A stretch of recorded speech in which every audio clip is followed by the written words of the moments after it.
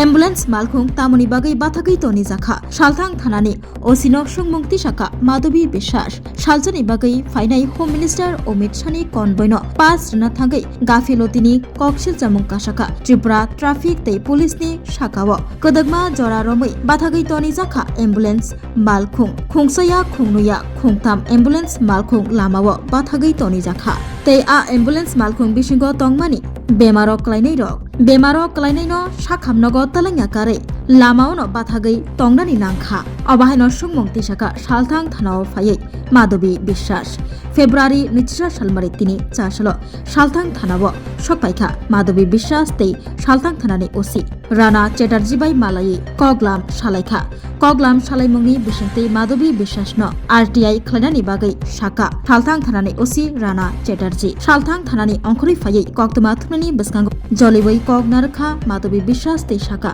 तामुनि बागै एम्बुलेंस मालखुं बाथागै तनिना कलाय home minister Amit शाहनो लामारना थांगै बाथागै तनि जाखा एम्बुलेंस मालखुं आबनो चाजागलिया माधवी বিশ্বাস নিউজ চ্যানেলের মধ্যে আমরা দেখলাম অমিত শাহজির কনভয় যাচ্ছে বিদ্রুকর্তা চমুনি দিয়ে ওইখানে তিনটা অ্যাম্বুলেন্স একদম রাস্তার মিডলে দাঁড়া করিয়ে কনভয়দের মানে যেতে দেওয়া হচ্ছিল। যেই পুলিশ ওইখানে কর্মরত ছিল ডিউটিতে ছিলেন ওই পুলিশ একদম অ্যাম্বুলেন্সের সামনে দাঁড়িয়ে আছেন 3 মিনিটের উপরে ভিডিওটা। তা আমি এখানে আজকে পশ্চিম থানাতে আসলাম, ও স্যার ছিলেন রানা চ্যাটার্জি স্যার, উনি বলছেন ওইখানে কালকে যে ডিউটিতে যে পুলিশ অফিসাররা ছিলেন ওনারা নাকি এই শিডিউলটা আমাদের সাথে শেয়ার করতে পারবেন না। এখন এসডিপিও অফিসে গিয়ে আমি জানতে পারি বা আরটিআই করে আমাকে জানতে হবে ওইখানে পুলিশ অফিসার কারা ছিলেন ডিউটিতে। তো এখন আরটিআই করব, জানতে হবে যে কেন অ্যাম্বুলেন্সগুলিকে সাধারণ মানুষের জীবনের কি কোনো দাম নেই, কোনো মূল্য নেই, এইগুলি কে চিন্তা করবে? আজকে যদি অ্যাম্বুলেন্সের রুগীগুলা মরে যেত রাস্তার মধ্যে, কে দায়ী হতো? মন্ত্রী মিনিস্টার কি দেখবে? ওইটা কখনো দেখবে না। ওই গাড়ির মধ্যে কনভয়ের মধ্যে মুখ্যমন্ত্রীও ছিলেন, স্বরাষ্ট্রমন্ত্রী ছিলেন, আরও অনেক মানুষ ছিলেন, বড় বড় নেতা মন্ত্রীরা ছিলেন, কেউ অ্যাম্বুলেন্সটির কথা ভাবেননি, কারণ তাদের ফ্যামিলির কেউ নেই ওইগুলোর মধ্যে। সাধারণ মানুষের জীবনের মূল্য এত কম কেন?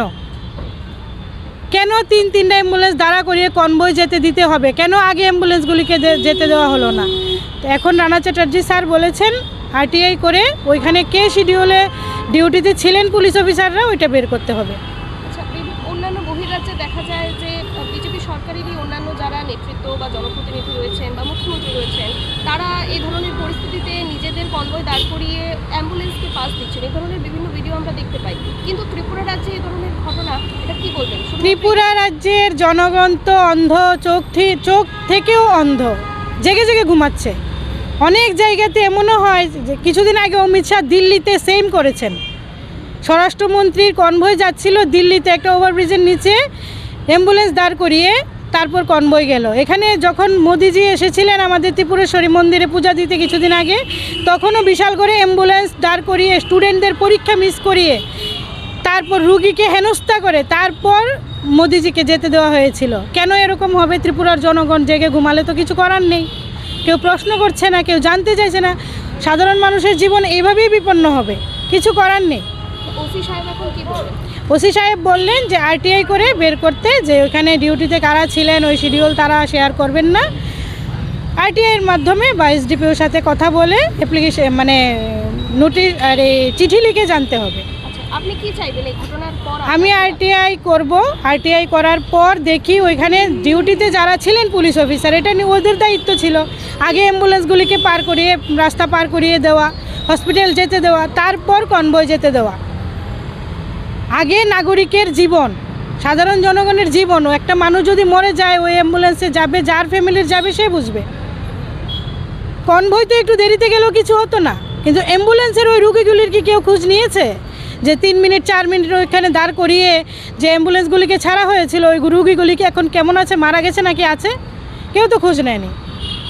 কেন এরকম হবে? কেন কনভয় আগে যেতে দিতে হবে? কেন মন্ত্রী মিনিস্টার ভিআইপির গাড়ি মানুষকে মেরে ফিসে চলে যাবে, গাড়ি বাড়ি দিয়ে চলে যায়?